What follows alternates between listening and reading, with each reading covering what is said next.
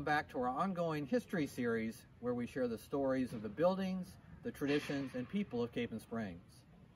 For this episode, I'm going to ask you to use your imagination as I stand in an area where the Mountain House stood.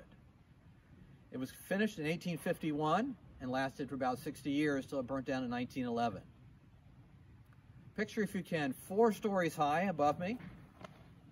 It was constructed out of rock, mostly hewn from the nearby mountains.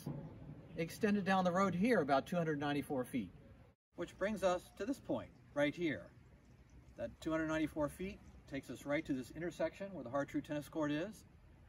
The building itself made an L-shaped turn, went up this way another 194 feet up toward the maintenance area. Which brings us to about right here. So now that you have a scope of the size of the Mountain House, let me tell you a little bit more about it. Picture, if you can, right here, there were 10 30-foot columns that formed the front portico of the Mountain House.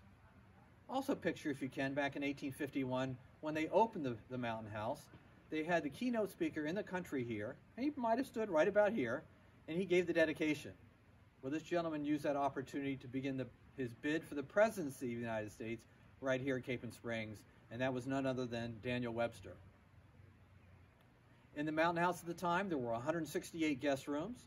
The dining room could hold over 600 people. Now, by today's comparisons and Capon terms, we can hold about 250 people in today's dining room.